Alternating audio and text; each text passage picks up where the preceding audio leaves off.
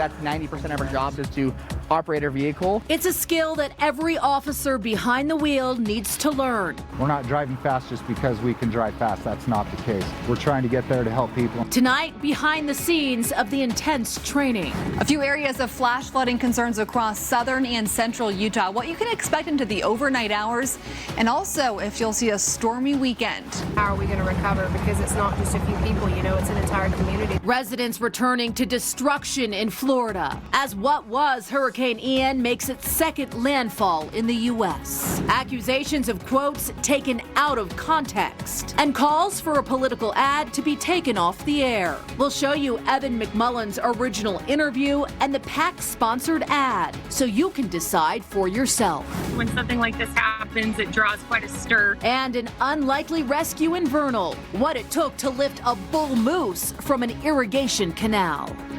Live from Utah's news leader, Fox 13 News at 9 starts right now. As the month of September draws to a close, we are seeing a mixed bag of weather across the state. Take a look at this video of a waterfall in Moab. Thanks to Chris Lee for sending this to our Utah Weather Authority Facebook group. Flash flooding will continue to be a concern for some areas this first weekend of October. Good evening, everyone, and thank you for joining us tonight. I'm Kelly Chapman. Let's get you right over to Utah Weather Authority, Allison Krogan, with what we can expect for the upcoming weekend, Allison. That's right. A cold front has moved through our state. That's why our temperatures are going to be noticeably cooler as we head into the next couple of days. Cold front across southern Utah this evening. Still ahead of it, a few showers down towards the Four Corners and near Bryce Canyon. That's where we're seeing the bulk of our thunderstorm activity right now, just north of Kanab. As we're tracking these storms for you this weekend, they will have the potential mainly into southeastern Utah tomorrow to bring still some areas of heavy rainfall. But we've lost our daytime heating today, so we don't have as much of energy to work with as we head into the overnight hours. So a few lingering showers possible, but we're going to get things going again into the early part of tomorrow morning, specifically by about 6 a.m. into eastern Utah. Price up towards the Uinta Basin. We very well could see a few areas of very strong thunderstorms into the early part of tomorrow morning for that part of Utah. Salt Lake, we drop into the 40s tonight, 49 for a low, mostly clear. Ogden 47, 44 in Provo. How long will this cooler weather last? I'll let you know. Well, the majority of a police officer's job happens inside their patrol car, but have you ever wondered how officers train to handle high-speed chases and dangerous maneuvers? Fox 13 News reporter Spencer Joseph rode along as cadets with the Salt Lake City Police Department wrap up a week of training on how to best protect and serve from behind the wheel. At a hidden training course in Utah County, Salt Lake City police recruits are gassing up and filling up their tires, all ready for a day of speed and agility. Today we're here on the EVO course. It stands for Emergency Vehicle Operations. So we're just learning how to safely operate a vehicle, because that's 90% of our job as police officers. Single lane change, 45 miles an hour. 45. This is Jay Fuhr. He's one of those taking on the challenges. For this exercise, first they accelerate to 45 miles an hour. The instructor calls out a turn at the last second. And their job is to keep the speed steady. 44, 45. Oh, not the easiest task.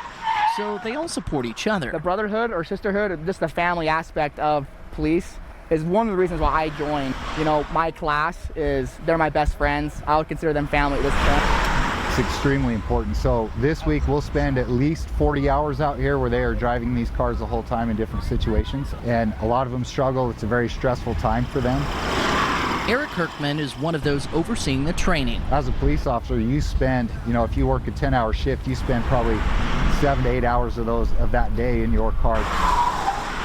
So you can see why it's important, but agility is only part of it. Slower speed, and then slowly we got faster at that, and then we went to the track, as you see the cadets racing around right now.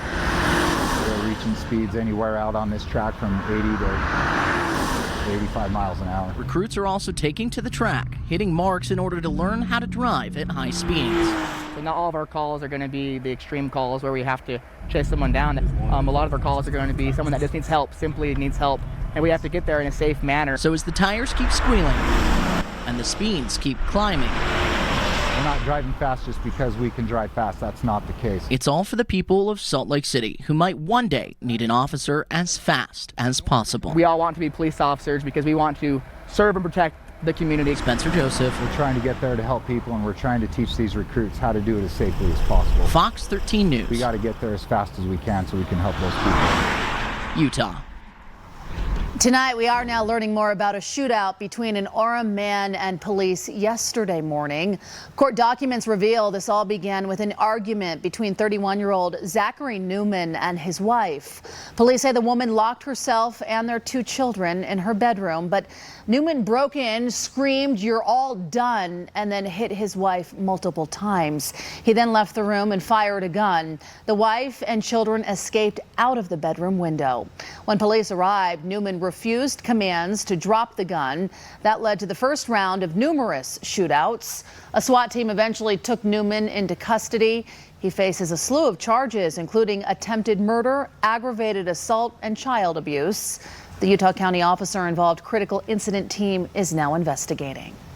If you or a loved one is experiencing domestic violence, please reach out for help.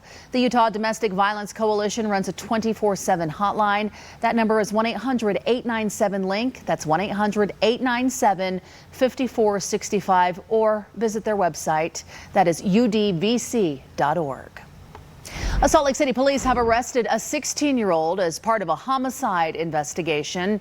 Police say back on September 10th, 17-year-old Brian Galicia Rodriguez was shot and killed near 500 South Post Street.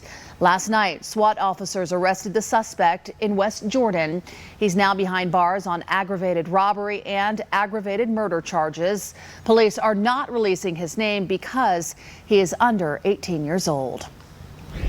In southern Utah, a 15-year-old boy is dead after being hit by a pickup truck while riding an e-bike in Hurricane last night. Police say the truck was going east and hit the bike, which was going north. It's not clear who had the right of way. That's currently being investigated.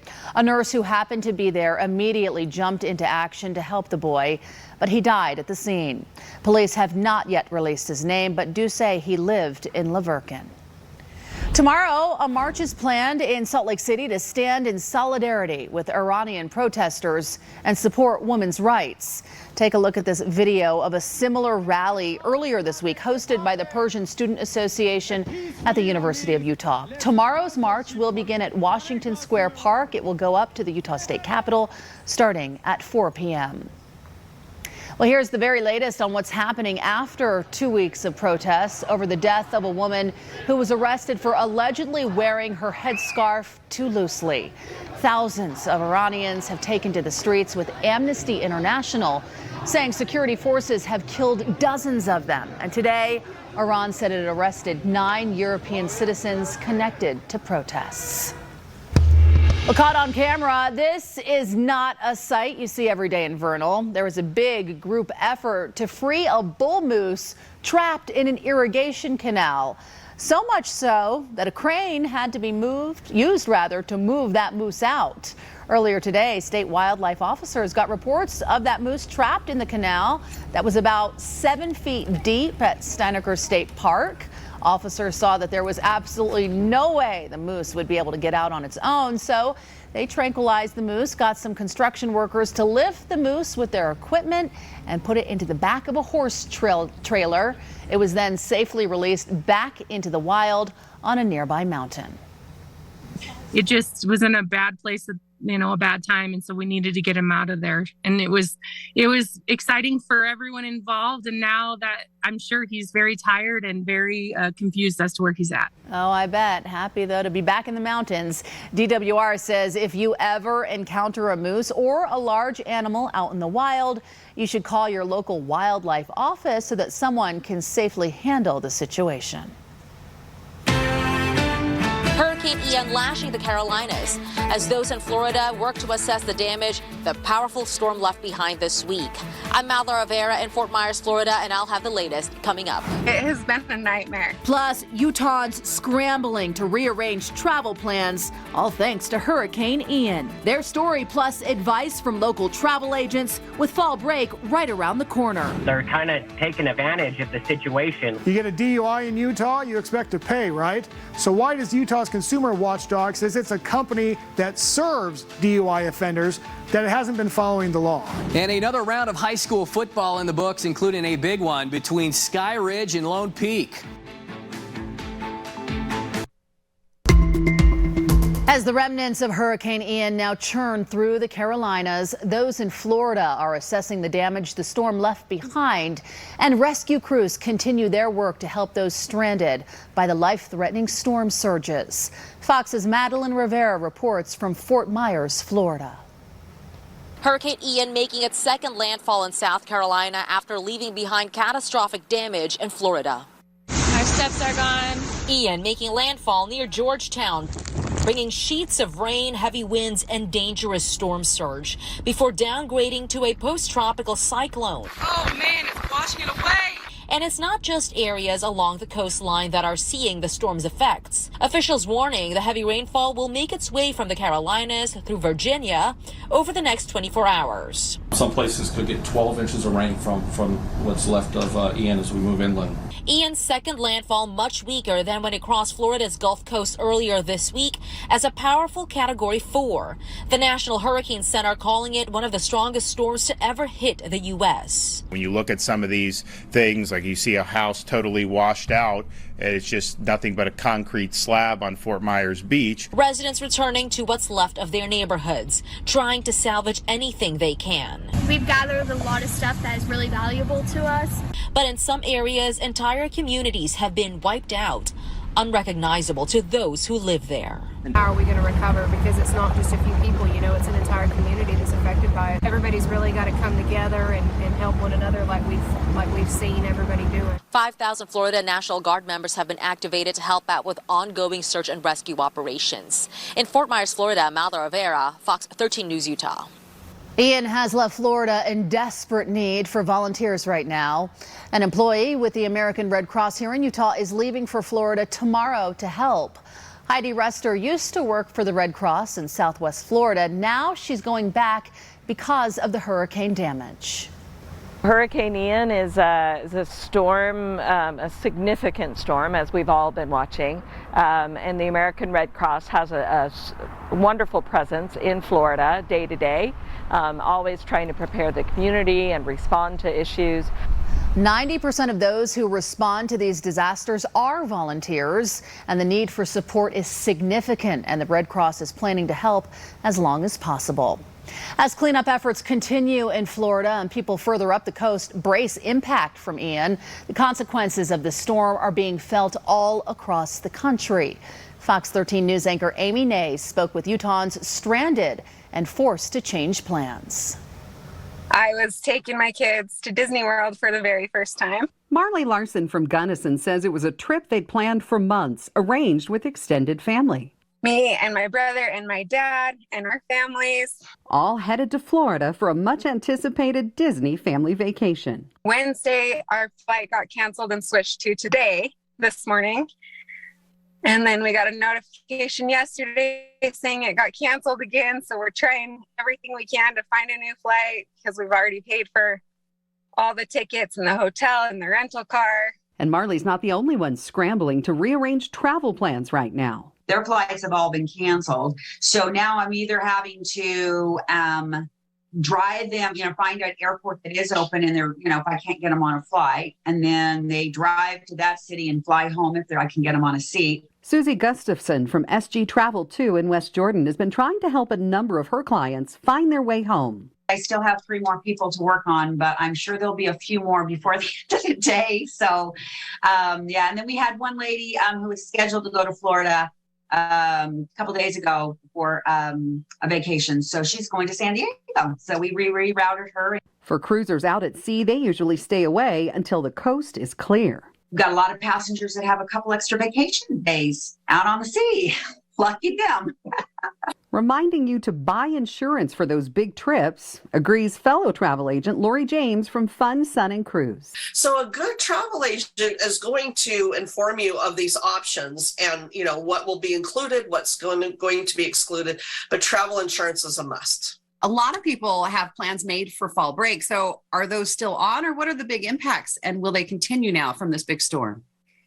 Fall break's on. She just says you may need to be a little flexible, like Marley's had to figure out the hard way. It has been a nightmare. Saying her hassle isn't anything compared to those who lost homes and businesses, but she says she did learn one important lesson through this. Next time, maybe not plan during hurricane season.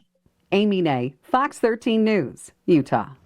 Well, the travel agents also told us many of the areas hit hard by the hurricane will rely on tourism dollars as they try to recover, so to continue making those travel plans to Florida.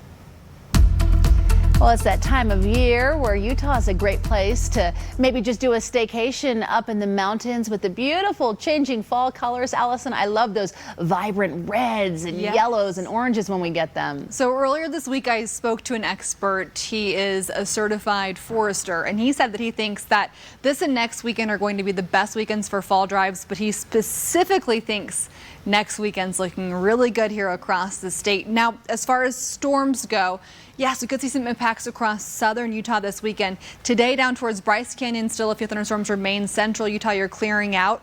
Eastern Utah, tomorrow, Green River, Uinta Basin, down to Moab into the early part of tomorrow morning, about 5-6 a.m.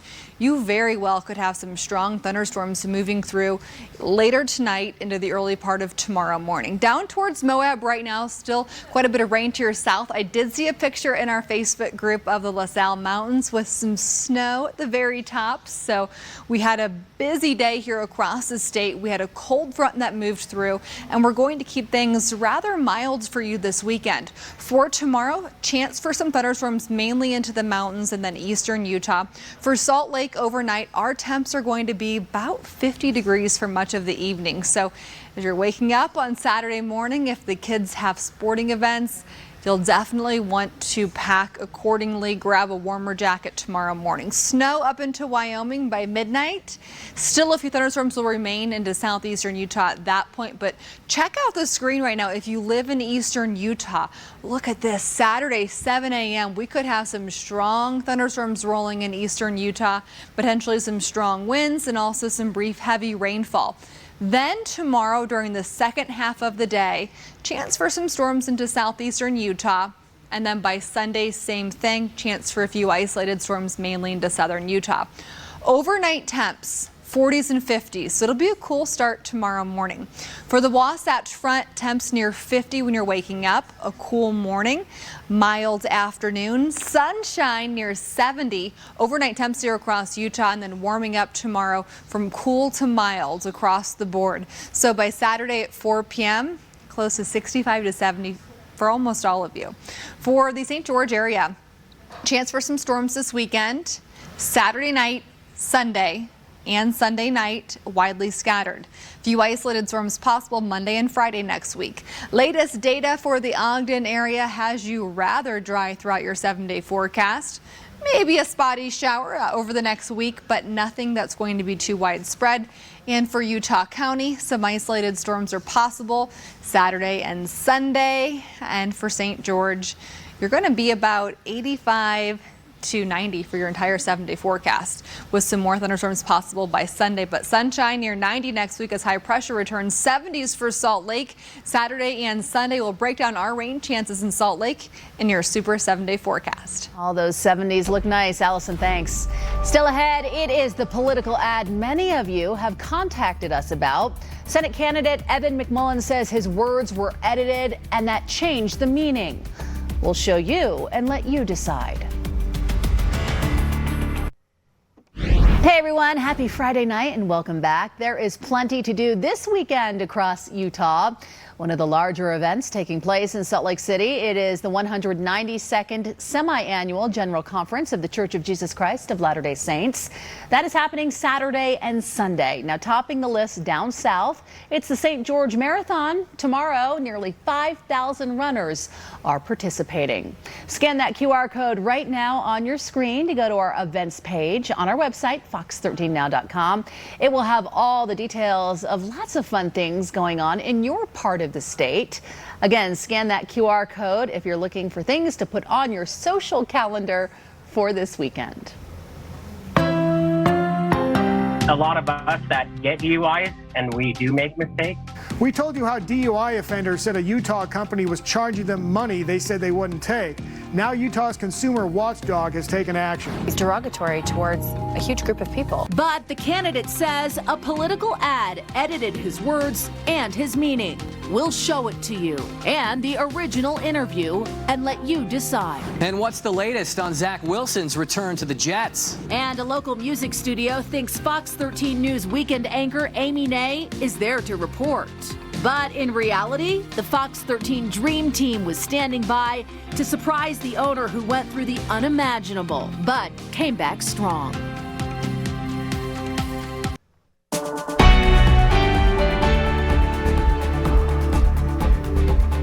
You may remember last November, the Fox 13 Investigates team told you about a company accused of hitting DUI offenders with surprise charges and threatening to impound their cars if they didn't pay up. Since our reporting, Utah's consumer watchdog agency has taken action. Fox 13 investigative reporter Nate Carlisle explains what the company is now facing. As we told you last year, if you're convicted of drunk driving in Utah and want to stay behind the wheel, you need a breathalyzer on your car. A1 Interlock in Sandy will install the ignition interlock. The Utah Division of Consumer Protection says it's A1 who has not been following the law. The division alleges A1 has committed 17 violations of consumer protection rules and faces a potential fine of $42,500. The counts allege A1 told customers one price, then demanded more, or made unauthorized charges on credit or debit cards. A1 Interlock also goes by the name Skyfine USA. Here's what the company's co-owner told us last year and what a customer says happened to him. Unfortunately, we have many offenders that decide to, if they're not happy with a charge, keep in mind that does not mean it's not a valid charge. Simply they're not happy with that fee. So not one of our customers has ever been taken advantage of. A lot of us that get DUIs, and we do make mistakes, they're kind of taking advantage of the situation, and they go above and beyond to just worsen our situation. Overcharge, bring us to court. A1 can appeal the consumer protection findings in a hearing scheduled for December 15th. The Utah Driver's License Division had sought to revoke A1's certification to install interlock devices. The company persuaded a judge to halt that order. As of this morning, A1 was still on the list of Utah's certified providers. A1 also has settled a lawsuit with Sandy. Its police have been called by customers claiming A1 has stolen their cars. A1 sued Sandy, claiming police violated the company's civil rights. Sandy paid A1 $12,000 according to the settlement agreement we obtained. In the studio, Nate Carlisle, Fox 13 News, Utah. An attorney representing A1 Interlock emailed a statement to our investigative team. It says, quote, the driver's license division stipulated to a preliminary injunction, thereby acknowledging that its allegations against A1 could not be substantiated. The Division of Consumer Protection citation is based on allegations similar to the driver's license division's actions, and we expect a similar outcome. A new political ad is stirring up controversy in the race for U.S. Senator from Utah. As we reported yesterday, unaffiliated candidate Evan McMullin claims the ad edits his words and changes the meaning of what he said. Now, many of you have called us and emailed us about the ad, so Fox 13 News reporter Maithili Gubi is showing us the ad, as well as the unedited version of the interview it came from. The ad was produced by a political action committee called the Club for Growth. Excuse me, I'm going to finish. The Republican base is racist. These bigots. What Evan McMullin says, that doesn't feel kind. And it's these 5 words that are creating turmoil. The Republican base is racist. Evan McMullin says his words were edited and that it changed the meaning of what he said. The clip came from an interview on CNN from back in 2017. We wanted you to hear it uncut and decide for yourself. There's a taboo within the Republican Party about attacking racism in America. And I know that that's the case because when you do it as a conservative, you get attacked by elements within the party. And that's where we are. And not all Republicans, of course, are racist. I was raised by Republicans who are not at all and who welcome Americans of all backgrounds and are not at all like this. But there is an element of the Republican base that is racist. And our leaders are afraid to stand up to them because if they do so, they'll be criticized and they'll potentially lose votes. And so they don't do it. But that's not public service, that's self-service. And we need leaders, especially on the Republican and conservative side these days, who will serve the country. And serving the country means standing up to these bigots. That was just under 60 seconds. We contacted Mike Lee's campaign and offered them 60 seconds to respond. Instead, the campaign sent us a statement saying, quote, Senator Lee's campaign is not responsible for the ad. We can't coordinate with PACs. We refer all questions about the ad to the Club for Growth, end quote. I tried to reach the PAC, the Club for Growth, but their voicemail was full and they haven't responded to my message on their press page either. I wanted an expert perspective, so I spoke to Mary Weaver Bennett at the Michael O. Levitt Center for Politics and Public Service at Southern Utah University about the guidelines for campaign ads and PACs. The Federal Election Commission, or the FEC, the regulation is that the two entities cannot coordinate. Right? They can't get together and say, okay, you make this ad, I'll make this ad. She says that this race that is considered to be close is gaining attention nationwide, and that's why more money is pouring into these campaigns. You know, PACs step in all the time everywhere. It's a pretty standard method of operation. Again, we didn't see a lot of it in Utah, and so we may not be as familiar with it, but oh my gosh, you know, PACs are big business and exist to do negative ads. Bennett adds that with the marketplace of ideas and free speech in the United States, it's important to be informed about the content we consume. If an ad runs against you today and you want to say tomorrow, this is not true, your best course of action would be for the campaign to put out the material that proves it's not true. The other option is the media often has fact checkers. And we hope being able to see the unedited clip helps you make an informed decision. I'm Maithili Gobi reporting, Fox 13 News, Utah. Well, coming up, new details on how a Utah airman killed during World War II will finally be laid to rest after his remains were recently identified. Plus, Facebook's parent company, Meta, is expanding its data center in Eagle Mountain. How the company plans to also give back to the surrounding community. Glad you're with us tonight. Meta, the parent company of Facebook and Instagram, is now expanding its Eagle Mountain Center. The facility will be a 4.5 million square feet campus. They're also granting $200,000 in support of the Hobble Creek Flow Restoration Project. That project will restore 467 million gallons of water per year. We are committed to restoring 200% of the water we do use. So we have a commitment to water stewardship, commitment to the state of Utah to be good stewards of the environment and good stewards of our water resources. Meta is committed to restoring the water used by the data center. They say they are investing in the future of Eagle Mountain. Burial plans have now been announced for a Utah airman killed during World War II. Sergeant Elvin Phillips will be laid to rest October 11th at the Utah Veterans Cemetery and Memorial Park in Bluffdale. Phillips was a 23-year-old gunner from Salt Lake City. His B-24 Liberator was shot down while bombing oil fields and refineries in Romania in 1943. Still ahead, she nearly lost her ability to sing and even see. But this music teacher has made an incredible recovery And now she's getting an unforgettable surprise from the Fox 13 Dream Team. You've got to see this next. And later in sports, the latest on Zach Wilson as he gears back up for the Jets. And week number 8 for the Preps. We're under the lights for some good high school games on Friday. Back in just a bit.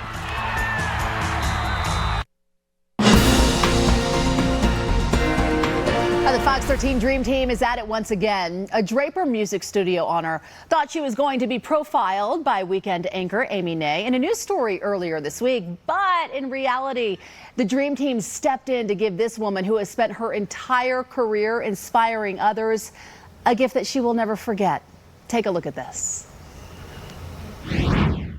Tell me your name and your title here. Angie Lee, and I am the owner of Invictavox. Why did you get into this and why did you start this studio? We really like to help people who want to really do something with their music. I think the most fulfilling job you could ever have is helping someone realize their dream. Sounds to me like you've overcome your own challenges. Yeah, so other than my family, the most important thing in my life is my music. And yeah, so on June 1st, 2021, I had a massive blood clot hit my cerebellum. And at the same time, my left ear also went out. And all the nerves on my left side of my face just burned. I had severe vertigo. I couldn't walk. I couldn't talk well. I couldn't see. But once I realized I was gonna live and I was gonna be able to raise my children, the most devastating thing was I couldn't hear. And I thought I'd never sing again. The good news is that it did start to come back slowly. But even when I would go to sing, it sounded like a tin can. Everything was painful and hurt. And the good thing is put an earplug in, and I come to the studio, and I teach. And through the care of an incredible team and wellness staff on my behalf, I've been able to make an incredible recovery. I'm determined that I will make a full recovery, and that I'll come back better than ever. And that's the dream. That's my goal. So exciting. Yeah. You know, I forgot one thing that I need for this interview. So can you just hold on for 1 minute? Sure. Okay, I'll be right back. Okay. So Angie, actually what I forgot were some of my friends who are here to help with this presentation. So crazy. We aren't just featuring you as part of a news story, but you are actually the recipient of our Dream Team for this month. So this is Charlene Wells from Mountain America Credit Union. She has a few more details about what we have for you. You have not only helped develop vocal technique for so many singers, you've built their confidence, you've developed artists, you've made a huge difference for our community. So first, flowers for the beauty that you have brought to our community. And then we have a gift package for Hand and Stone in South Jordan, because you need facial massage, you need to be pampered, right? And then $1,000 for you to do whatever you need for your studio and everything. But thank you for making such a difference. Thank you so much. This is amazing. Wow, I don't even know what to say. I want to hear you sing. Oh my gosh. Can we do that? Can we do that? This is called Brave Face. I wrote this 4 months after my stroke. Let's see, what key are we in? Here we go.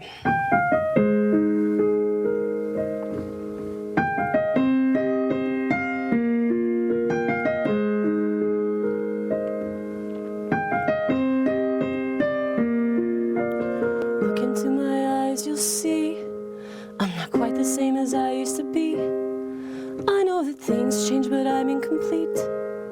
All the pieces gone missing, swirling around me. I'm grabbing at strings in the dark, and I don't even know where. She's been through probably one of the hardest things I've personally ever seen somebody go through, and it was really hard to watch, but my favorite thing about it is that she would still come into work every day. I put on my brave face to save face. She still showed up when she could, and she still taught her students and supported them, so it was definitely inspiring. I'm only half the woman I was. She's an amazing performer, and she's even a more amazing coach and teacher, just because of the passion that she has for it and then what she draws out of people.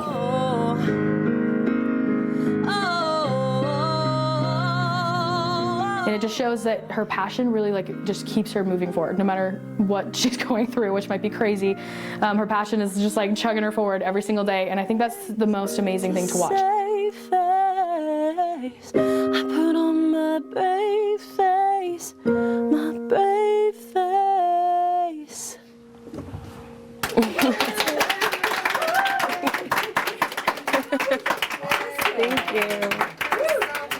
Congratulations. If someone you know could use a Dream Team surprise, go to fox13now.com, click on the Dream Team tab and fill out the nomination form. Let us know exactly what they need and why they mean so much to you. We are officially done with September here in Utah. So what does that mean? We're wrapping up monsoon season. Typically June 15th through September 30th, it's a seasonal wind reversal, and those changes usually bring more moisture to our region. And so I wanted to recap what we saw this year. I know this graph probably looks like a ton, but it's pretty easy to understand. So I split it up into each month: June, July, August, and September. The bars on the left, the darker ones for each month, that's a normal amount of precipitation. Then the lighter gray bars, that's what we saw this year. So we were below average for precipitation in June and July. Then by August, we caught up. We actually were above average by about ½ of an inch. And then we headed into September and we were below average, but by about ¼ inch. So all things considering, a normal monsoon season, we usually average June, July, August, September, 3 inches of rain. But this year we saw about 2½ inches of rain during that same time frame. So we were in a deficit of about ½ of an inch of rain. We still have a little bit of rain coming down across southern Utah. So still down towards Bryce Canyon, a few thunderstorms. We had mostly clear sky today here across northern Utah. We've got some snow going up into Wyoming, and we've got the much cooler air settling in for the weekend. So at 10 o'clock tonight into the overnight hours, 40s and 50s, we could have a chance for some strong thunderstorms developing very early tomorrow morning into Saturday for eastern Utah. Then for tomorrow in Salt Lake, 70 for a high, Ogden 68, Provo only 65 tomorrow. For Cedar City, mid-70s, Richfield 73, St. George are close to 90. And then for eastern Utah, this is where we have our best chance for some thunderstorms. Moab 75, 67 for Price, 65 for Vernal tomorrow. For our excessive rain outlook, this is more than an inch of rain. This is down into southeastern Utah, Green River, down towards Bryce Canyon again, down towards Kanab and into the Four Corners. So our flash flood potential for tomorrow is possible at all of our recreation areas, except it's not expected for Grand Gulch and Zion National Park. St. George 87 Saturday, 84 on Sunday. We'll keep it close to 90 next week. Sunday is going to be your best chance for some isolated storms this weekend. And for the Wasatch Front, 70 tomorrow, 75 on Sunday. We'll keep you sunny and close to 80 as we head into next week. Let's go ahead and break down our rain chances here along the Wasatch Front. We are looking at a pretty dry 7-day forecast. And tomorrow, if you're planning on doing any fall drives, there is the chance for some spotty mountain showers, thunderstorms, so just stay weather aware. And we'll keep the temperatures pretty comfortable into next week. Then at week 2, days 8 to 14, this is the 8th of October through the 14th, we'll have above average temperatures, and we'll have lots of sunshine for you next week.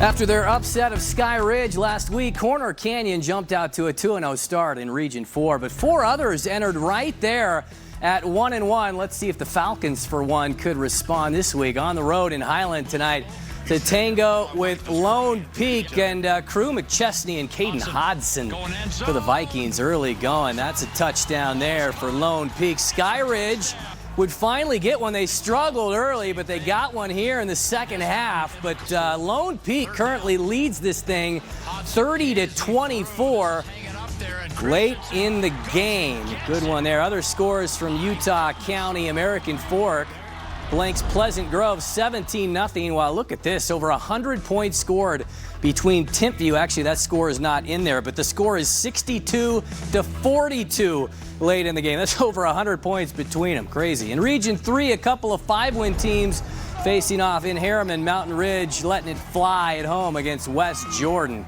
The Jags, though, in double coverage and easily take that one away. Dimitri Lloyd has it with room to run. And then in the second quarter, Jackson Reiser going to air it out again, but this time it ducks up with hunters everywhere trying to shoot that thing down like a center fielder. Ian Matua intercepts it this time for West Jordan. Then the Jags able to score here. Damian Crosby. Great lead for Jerome Miles. Call it 45 yards right there. Ridge, though, leads 12-7. A low-scoring affair in the fourth. Could the only unbeaten left in 6A remain that way? Davis kicking early against Farmington, but the field goal try denied by that Phoenix wall. But Farmington immediately gives it right back. Carter Dorius, right spot, right time. Then again, it was tit for tat tonight in Kaysville. How about big old number 55? Kainoa Jones steps in front to swipe the short toss. The darts did cross the pylon in the first half. Josh Barker on the giddy-up. Slips a couple of tackles to get there.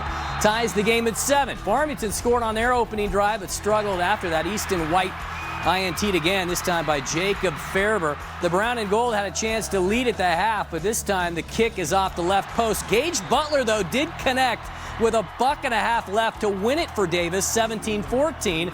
A huge upset, handing Farmington its first loss. At 5A, first place on the line in Region 6, both Brighton and Park City coming in 6-1. Case Kerr on the trot for the Bengals as they eat into a minor lead. 2-point conversion as well for Brighton Kava Tafua, and the Bengals tallied 22 unanswered in the fourth to rally and down Park City for their 7th straight win. The battle for Bountiful, no touchdowns in this one till late in the third. The Redhawks moving here though at Viewmont. Corbin Cottle turns up and moves the chains. Bountiful would later face 4th and goal, but the root beer float for the corner goes sour. Kingston Mickens has the interception, which would immediately lead to 6 the other way. Landon Jepson going 80 yards for the Vikings. There's the tail end of that run for the 7-3 Viewmont lead. Bountiful, though, would find the end zone twice in the fourth. 17-7 the final there. On an NFL front, it's official. Zach Wilson will make his first start of the season on Sunday for the Jets. Head coach Robert Saleh confirming today that Wilson is off the injury list and set to go under center against the Steelers. He suffered a meniscus tear and bone bruise 6 weeks ago in the preseason. And the Jazz begin preseason play on Sunday in Canada, but the NBA's first exhibition took place this morning in Japan. How about a wicked dunk by the Ute, Kyle Kuzma? 7 points for him for the Wizards tonight, but the defending champs won it. Steph Curry lobbing for James Wiseman. The Warriors take it by a dozen in Tokyo. Wow, Morgan, that's a whole lot of sports. Yeah, all different sports. Some great high school games still going on. Still going on. 62 points by Tintview. Wow. Woo! Okay, that's what's blowout, right? A whipping? Is that what you call it? Orem put up a lot, too. Thanks, Morgan. We'll be right back. Well, the weekend's almost here, guys. 5 more minutes in Quick Cast. Stick with us. We'll be right back.